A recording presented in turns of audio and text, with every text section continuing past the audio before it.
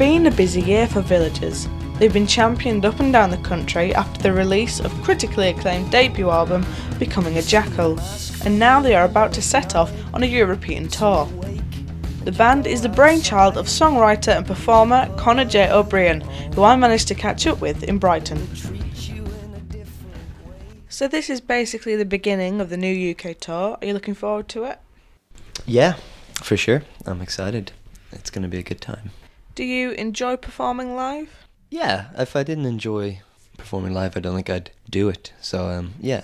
I'm just excited because it's kind of getting back together with the guys again, because I just finished a solo tour around the States. So I just met them all again and smelt them and hugged them. And our drummer smells of patchouli. Patchouli? Patchouli, yeah, that's it. He's a good smelling man.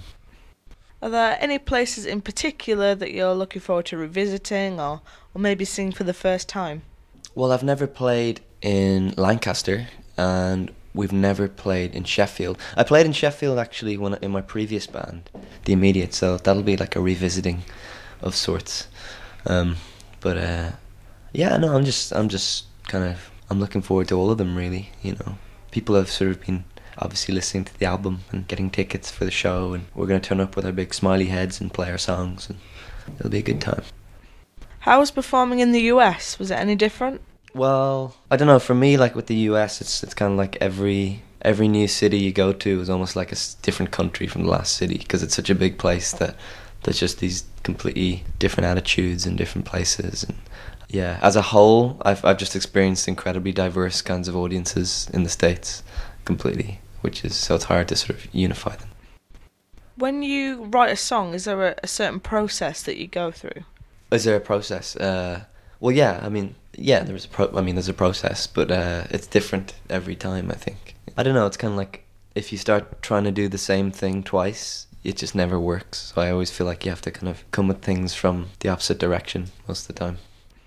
Your debut album, Becoming a Jackal, how did you decide which songs made the final cut? I guess I had like a bunch of demos, maybe 20 demos, and then I released a couple of songs on my drummer's label in Dublin before we got signed to Domino. So that kind of already put a few off the list because I didn't really want to re-release them. And then I put all the songs into a big bucket, twirled it round and took them out with my eyes closed, and that's the album. Congratulations on the Mercury Music Award nomination. Unfortunately, you missed out on the title, but how did you react when you heard the nomination? I whooped like a little girl. No, it was good. It was exciting. My manager was super excited and he just told me.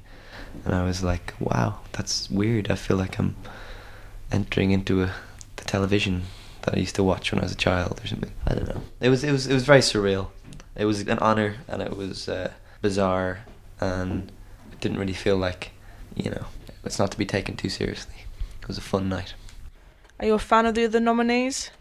Yeah, I like Wild Beasts. I quite like the XX's album. I thought it's got some really good tracks on it.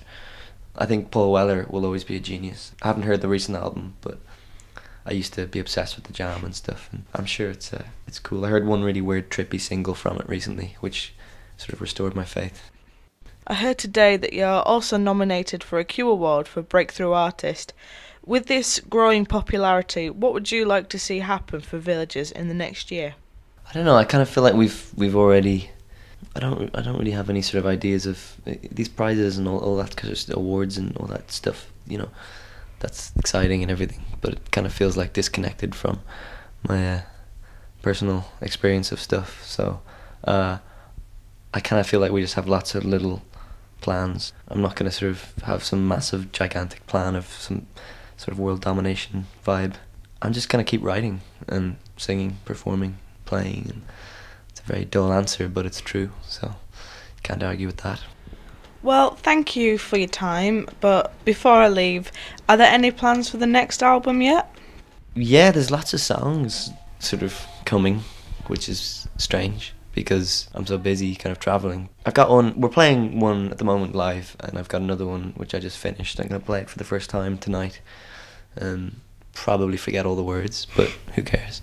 It'll be good. I mean, I don't know whether it'll come out in album form or whether any of these songs will make the album, but here's hoping.